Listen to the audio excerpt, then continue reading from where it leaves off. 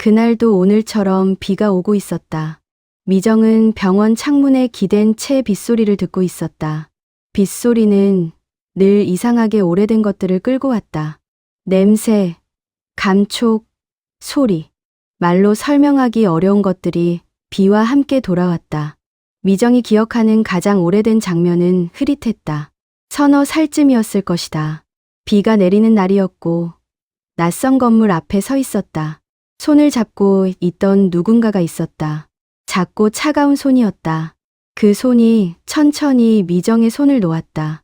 그리고 돌아섰다. 미정은 그 뒷모습을 기억한다. 우산 속으로 사라지던 뒷모습을. 불렀는지 안 불렀는지는 기억나지 않는다. 다만 그 자리에 한참을 서 있었다는 것만 남아있다. 비가 맞고 있었는데도 안으로 들어가지 못했다. 문이 열릴 때까지 보육원은 차갑고 바빴다. 아이들이 많았고 선생님들은 늘 바빴다. 미정은 빨리 눈치를 익혔다. 울면 귀찮은 아이가 되고 조용히 있으면 착한 아이가 됐다. 착한 아이가 되는 편이 나았다. 미정은 그래서 일찍부터 조용한 아이가 되었다. 가족이라는 말은 교과서 안에 있는 말 같았다. 다른 아이들에게는 있는 것이었고 미정에게는 없는 것이었다. 그게 어릴 때는 슬펐고 조금 크고 나서는 그냥 사실이 됐다. 슬픔도 오래되면 그냥 사실이 된다는 것을 미정은 일찍 배웠다. 그녀가 간호조무사가 된 것은 우연이 아니었다. 보육원에서 나와 혼자 살기 시작했을 때 가장 먼저 든 생각은 안정이었다. 흔들리지 않는 곳에 발을 딛고 싶었다. 사람의 마지막을 돌보는 일은 무거웠지만 이상하게 그 무게가 미정에게는 잘 맞았다.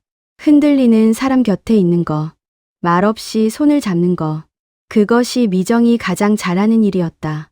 오늘도 비가 왔다. 미정은 창문에서 시선을 거뒀다. 긴 복도 끝에서 나이 든 환자 하나가 천장을 바라보고 있었다.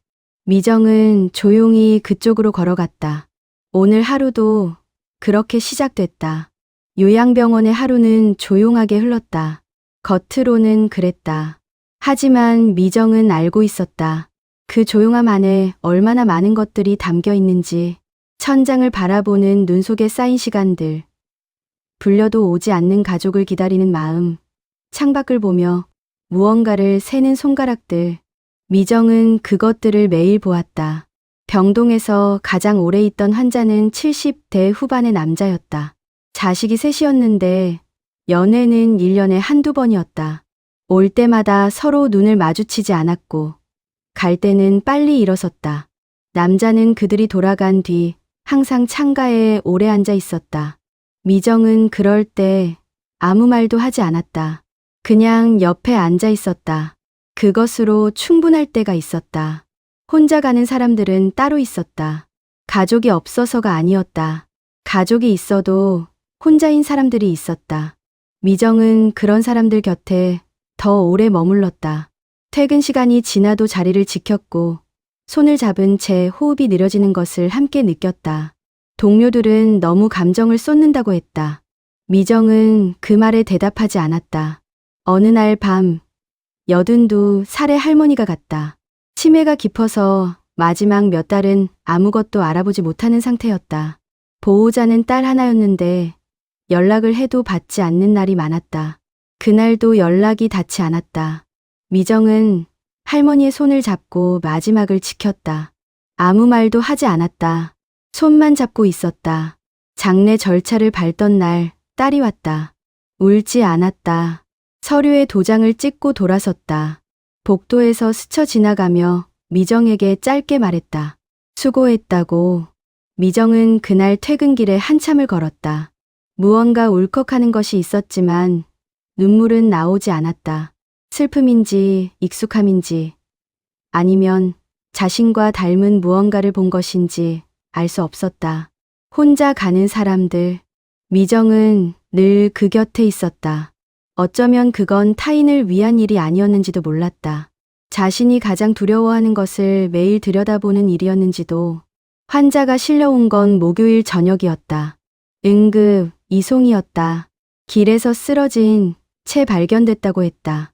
곁에 아무도 없었고 신분증도 없었다. 의식은 없었다. 생명에 지장은 없지만 당분간 각성을 기대하기 어렵다는 게 의사의 말이었다. 이번 서류에는 보호자란이 비어 있었다. 담당 간호사가 짧게 메모를 남겼다. 보호자 없음. 미정은 그날 야간 당직이었다. 새 환자가 배정됐다는 말을 듣고 병실을 확인하러 갔다. 베드 위에 누운 여자는 50대 중반으로 보였다. 창백하고 마른 얼굴이었다. 손등에 오래된 흉터가 있었고 손가락 마디가 거칠었다. 고된 삶을 살아온 사람의 손이었다. 미정은 활력 징후를 확인하고 차트를 작성했다. 신원 확인을 위해 지문 조회가 필요했다. 절차대로였다. 미정은 여자의 손을 들어 지문을 채취하고 시스템에 입력했다. 결과가 뜨기까지 잠시 기다렸다. 화면에 이름이 떴다. 미정은 처음에 그냥 스쳐 지나가려 했다.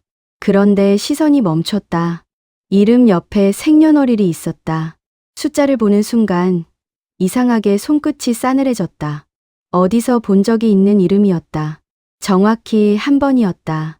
미정이 22살 때 보육원 측에 친부모 관련 서류를 요청했을 때였다.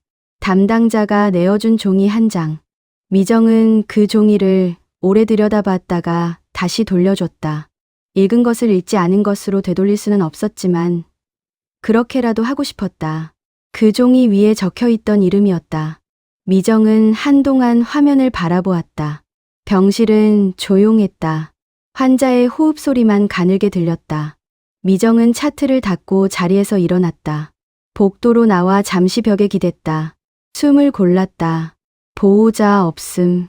그 메모가 자꾸 눈앞에 어른거렸다. 미정은 그날 밤 잠을 자지 못했다. 퇴근하고 집에 돌아와 불도 켜지 않은 채 소파에 앉아 있었다. 어둠 속에서 생각이 돌았다.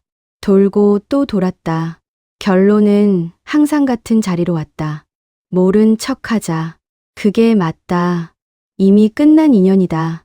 끝난 것을 억지로 잡는 사람은 더 다치기 마련이었다. 미정은 그걸 알고 있었다. 다음 날 병원에 출근했다. 담당 병동을 확인했다. 그 환자는 다른 간호조무사에게 배정되어 있었다. 다행이었다.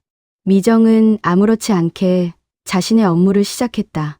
그러나 오전이 채 지나기 전에 동료가 미정을 찾아왔다. 403호 환자 말인데 오늘 자기가 반차라서 미정이 대신 좀 봐줄 수 있겠냐고 했다. 미정은 잠깐 멈췄다. 이유를 대고 거절할 수도 있었다. 그런데 말이 나오지 않았다. 결국 알겠다고 했다. 403호 문을 열었다. 여자는 어제와 같은 자리에 누워 있었다.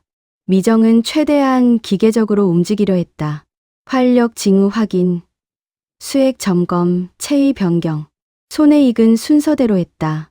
여자의 얼굴을 보지 않으려 했다. 그런데 체위를 바꾸기 위해 몸을 돌리던 순간 여자의 얼굴이 눈에 들어왔다. 미정은 그 자리에서 한동안 움직이지 못했다. 자신과 닮은 눈가의 주름이, 입술선이, 콧날의 모양이 거울 속에서 본 적 있는 선들이었다. 미정은 시선을 돌렸다. 빠르게 나머지 처치를 마치고 병실을 나왔다. 복도에서 잠깐 눈을 감았다. 닮았다고 해서 달라지는 건 없다. 이 여자가 누구든 미정의 일은 환자를 돌보는 것이다. 그것뿐이다. 그렇게 스스로에게 말했다. 그 말이 반쯤은 사실이었고 반쯤은 거짓이었다는 것을 미정은 알고 있었다. 하지만 그날은 그 반쪽짜리 말을 붙들고 하루를 버텼다. 결국 미정이 403호 담당을 맡게 된 건 일주일 뒤였다. 병동 사정으로 담당이 조정됐고 미정에게 그 병실이 배정됐다. 피할 수 있었는지도 모르지만 미정은 피하지 않았다. 그 이유를 스스로도 정확히 알지 못했다. 매일 아침 403호 문을 열었다. 여자는 늘 같은 자리에 있었다. 눈을 감은 채 가늘고 규칙적인 호흡을 이어갔다. 미정은 체온을 재고 손발을 닦아주고 욕창이 생기지 않도록 체위를 바꿔주었다. 처음 며칠은 그렇게 조용히 정막만이 흘렀다. 그런데 어느 날 혼자 야간 당직을 서던 밤이었다. 병동이 고요했다. 미정은 처치를 마치고 자리를 뜨려다 그냥 서 있었다. 그리고 자신도 모르게 입을 열었다. 왜 버렸어요? 듣는 사람이 없는 공중에 떠 있는 작은 목소리였다. 여자는 당연히 대답하지 않았다. 다음 날 밤에도 비슷한 일이 일어났다. 한 번쯤은 찾아와 줬어야 하는 거 아니냐고. 목소리가 조금 떨렸다. 말하고 나서 창피한 것 같기도 했고 홀가분한 것 같기도 했다. 그렇게 밤마다 미정은 대답 없는 질문을 쌓아갔다. 어떻게 살았냐고, 나를 생각한 적은 있냐고, 단 한 번이라도. 그 질문들은 여자에게 향하는 것 같았지만 어쩌면 오래전 빗속에 서 있던 작은 자신에게 묻는 것이었는지도 몰랐다. 여자의 손은 늘 차가웠다. 미정은 가끔 의식이 없는 그 손을 잠깐 잡았다가 놓았다. 따뜻하게 해주어도 금방 식었다. 그래도 미정은 가끔 그렇게 했다. 아무도 보지 않는 시간에 아무도 듣지 못할 말을 건네면서 미정은 조금씩 자신 안에 오래된 무언가를 꺼내고 있었다. 그게 상처인지 그리움인지 아니면 그 둘 다인지는 아직 알 수 없었다. 미정의 하루는 늘 이른 아침에 시작됐다. 좁은 원룸, 울리기 전에 끄는 알람, 혼자 끓여 먹는 된장국. 특별한 것 없는 아침이었다. 미정은 오래전부터 혼자 사는 것에 익숙했다. 보육원을 나온 뒤 처음 자취방에 들어섰을 때 이상하게 두려움보다 안도감이 먼저 왔다. 어떤 규칙도 어떤 눈치도 없는 공간, 온전히 자신만의 공간이었다. 하지만 가끔은 그 고요함이 너무 깊었다. 밥을 먹다가 문득 상대가 없다는 것을 느끼는 순간, 이야기를 하고 싶은데 전화할 사람이 없다는 것을 아는 순간, 아픈 날 약을 사다 줄 사람이 없다는 것을 깨닫는 순간, 그런 순간들이 오면 미정은 텔레비전을 켰다. 소리가 있으면 괜찮았다. 목소리가 있으면 덜 비었다. 병원 동료들은 미정이 퇴근 후 뭘 하는지 잘 몰랐다. 회식 자리에 가끔 나갔지만 일찍 돌아왔다. 누군가의 생일을 챙겼지만 자신의 생일은 말하지 않았다. 챙겨주는 사람이 없을 경우에 대비하는 방법을 미정은 일찍부터 알고 있었다. 기대하지 않으면 실망하지 않는다. 오래된 생존 방식이었다. 유일하게 흔들리는 시간이 있었다. 병원에서 가족이 우는 장면을 볼 때였다. 환자의 손을 붙들고 이름을 부르는 사람을 볼 때, 엄마, 아빠, 그 짧은 말들이 복도에 울릴 때 미정은 괜히 차트를 들여다보거나 다른 쪽으로 걸음을 옮겼다. 그 감정이 무엇인지는 이름 붙이지 않으려 했다. 퇴근 후 집으로 돌아오는 길, 미정은 병원 1층의 편의점에 들렀다. 작은 삼각김밥 하나, 따뜻한 캔커피 하나, 카운터에서 계산하는 알바생의 오늘도 수고하셨어요 라는 말이 오늘 유독 따뜻하게 들렸다. 원룸 불을 켰다. 된장국 냄비가 그대로 있었다. 미정은 자리에 앉아 삼각김밥을 뜯었다. 텔레비전을 켜서 그 소리로 방 안을 채웠다. 언제부터인지 모르겠지만 미정은 스스로에게 말하는 버릇이 생겼다. 이 정도면 충분하다고. 계절이 바뀌었다. 여자가 실려온 것이 초여름이었는데 어느새 가을이었다. 나무가 물들고 바람이 차가워지는 동안 여자는 눈을 뜨지 않았다. 의식 회복 가능성에 대해 의사는 신중한 말을 골랐다. 확언할 수 없다는 뜻이었다. 보호자가 없으니 결정을 요구할 대상도 없었다. 병원 측은 절차에 따라 상황을 관리했다. 미정은 매일 403호를 찾았다. 루틴이 됐다. 아침에 문을 열고 체온을 확인하고 손발을 닦아주고 체위를 바꿔주었다. 누군가는 보호자도 없는 환자한테 유독 정성이라고 했다. 미정은 그 말에 대꾸하지 않았다. 어느 날 오후 여자의 손을 닦아주다가 미정은 오래 들여다봤다. 손가락 마디마다 굳은 살이 박혀 있었다. 손등에는 오래전 아문 흉터들이 여러 개였다. 한 곳에서 생긴 게 아니었다. 크기도 모양도 달랐다. 넘어져서 생긴 것도 있었고 무언가에 긁히거나 눌린 것도 있었다. 미정은 그것들을 손끝으로 살짝 짚어보다가 멈췄다. 이 손이 어떤 시간을 살아온 건지 미정은 알지 못했다. 야간 당직이 겹치는 날이면 미정은 병실에 오래 있었다. 그런 날은 이야기를 더 많이 했다. 오늘 날씨가 어땠는지, 점심에 뭘 먹었는지, 복도에서 어떤 일이 있었는지 들을 수 없는 사람에게 하는 말이었다. 그런데 이상하게 말하고 나면 가벼워졌다. 오래 담아두었던 것을 어딘가에 내려놓는 것 같았다. 한 번은 사진 이야기를 했다. 미정에게는 자신의 어린 시절 사진이 없었다. 보육원에서 찍힌 단체 사진 한 장이 전부였다. 그 안에서 미정을 찾으려면 한참을 봐야 했다. 구석에 서 있는 작은 아이, 웃지 않는 아이, 여자에게 말했다. 나 어릴 때 사진 없어요. 목소리가 평소보다 낮았다. 여자는 대답하지 않았다. 미정은 손을 이불 안에 넣어주고 자리에서 일어났다. 돌아가는 길에 미정은 생각했다. 이 사람이 깨어난다 해도 무슨 말을 해야 할지 모르겠다고. 그리고 동시에 한 번만 눈을 떴으면 한다는 것도. 미정이 처음 화를 낸 날은 10월의 어느 밤이었다. 야간 당직이라 병동은 조용했다. 미정은 403호에 들어가 늘 하던 대로 처치를 마쳤다. 그리고 그냥 자리에 앉았다. 이유는 없었다. 그날따라 이상하게 피로했다. 몸이 아니라 어딘가 안쪽이 지쳐 있었다. 낮에 한 보호자가 복도에서 어머니 손을 잡고 오래 울었다. 미정은 그 장면을 스쳐 지나가면서 괜히 발걸음이 빨라졌다. 집에 돌아가서도 그 장면이 자꾸 떠올랐다. 미정은 여자를 바라보았다. 조용히 입을 열었다.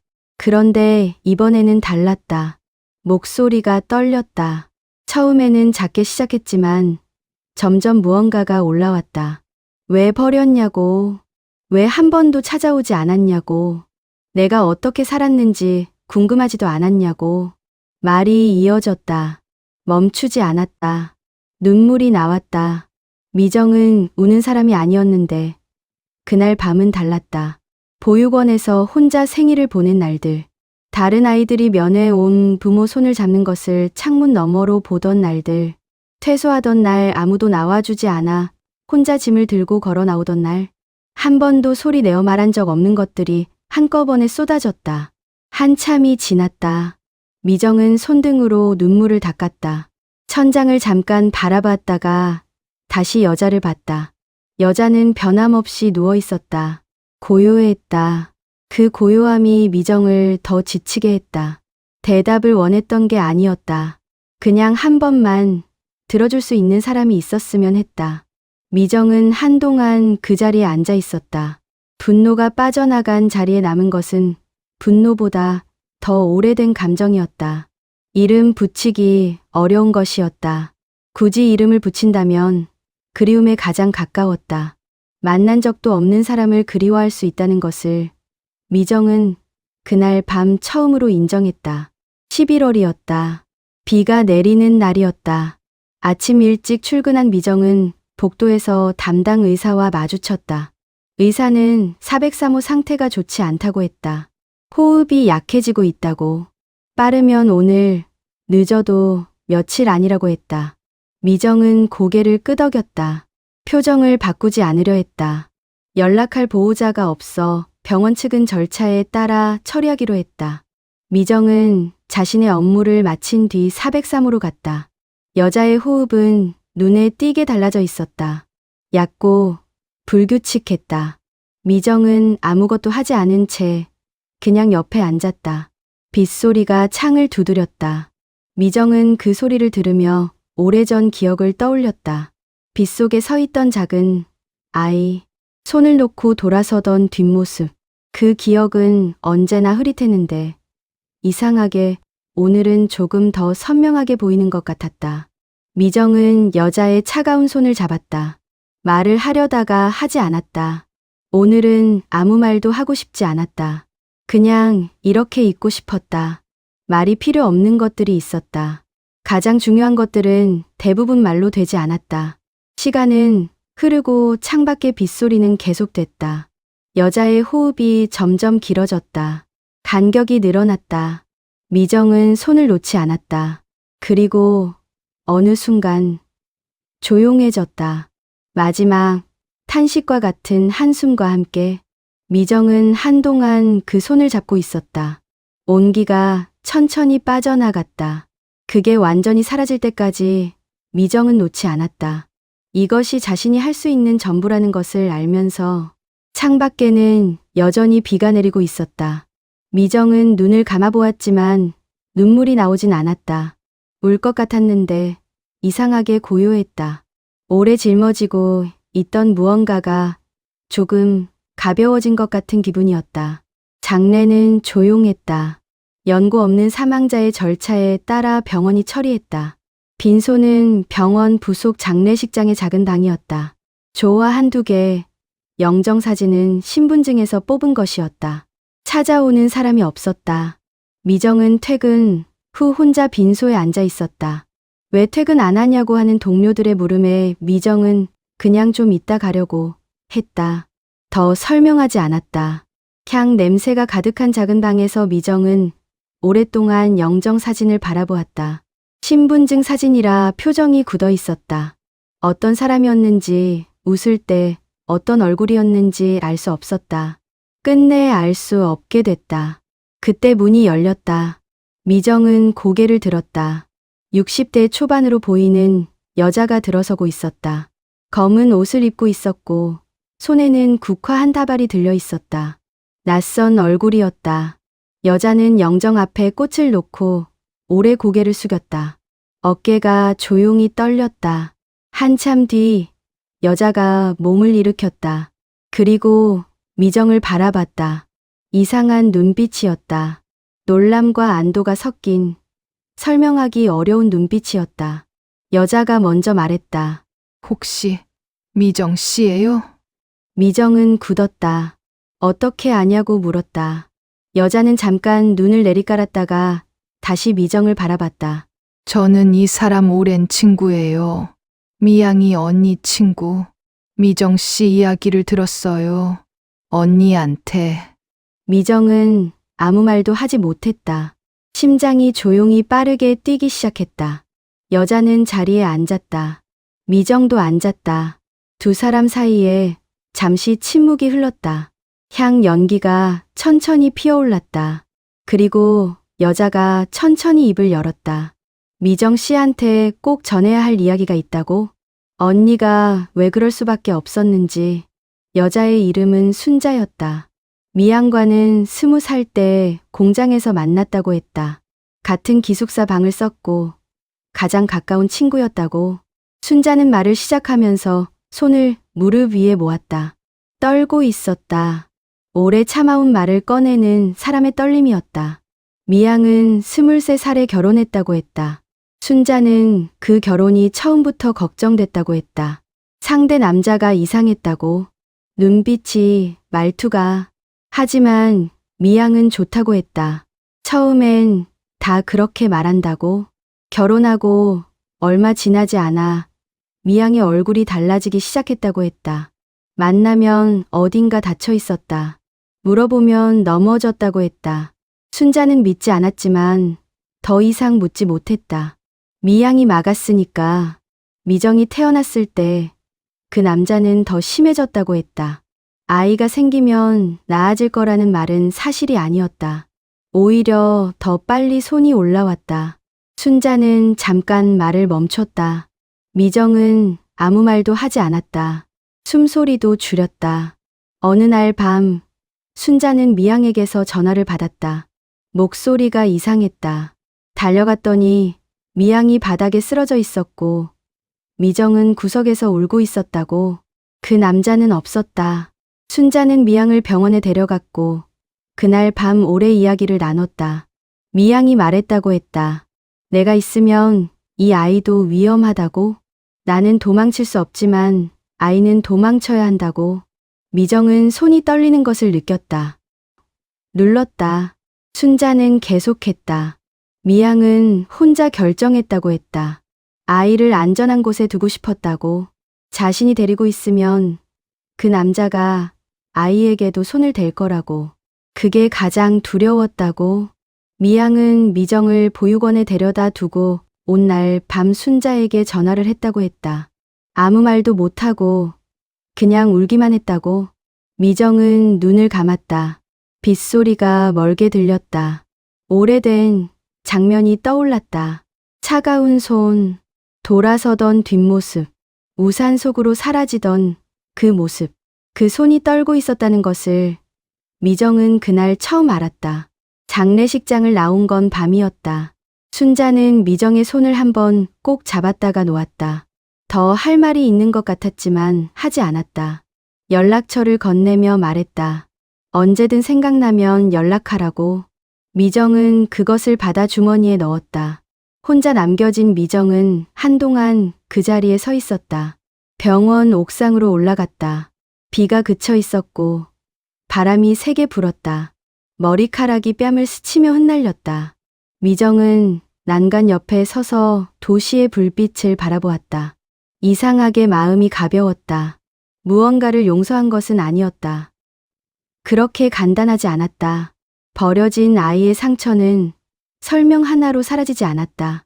혼자 보낸 생일들이, 연애 오지 않는 부모를 기다리던 시간들이, 짐을 들고 혼자 보육원을 나오던 날이, 그것들은 여전히 거기 있었다. 없어지지 않았다. 하지만 뭔가 달랐다. 그 기억들이 이제는 조금 다르게 보였다. 버려진 것이 아니라 보내진 것이었다. 살리기 위해 떠나보낸 것이었다. 그 선택이 옳은지 그른지는 미정이 판단할 수 없었다. 다만 그 손이 차가웠던 건 무정에서가 아니었다는 것. 그 손도 떨고 있었다는 것. 그것 하나가 달라졌다. 미정은 바람 속에서 눈을 감았다. 작은 아이가 빗속에 서 있는 장면이 떠올랐다. 미정은 그 아이에게 말했다. 소리 없이 마음속으로. 이제 괜찮아. 이유를 알았으니까. 그리고 처음으로 생각했다. 버려진 아이로 살지 않아도 된다고? 그 기억이 미정의 전부일 필요가 없다고. 이제는 자신이 선택한 시간을 살 수 있다고. 바람이 불었다. 미정은 난간에서 손을 떼고 몸을 돌렸다. 옥상 계단을 내려가기 시작했다. 발걸음이 평소와 달랐다. 무겁지 않았다. 아래층 복도에 불이 켜져 있었다. 어딘가에서 환자 호출 소리가 들렸다. 미정은 그쪽으로 걸어갔다. 오늘도 누군가의 곁에 있어야 했다. 그것이 미정의 일이었고 미정이 선택한 삶이었다. 그리고 그 삶이 처음으로 자신의 것처럼 느껴졌다.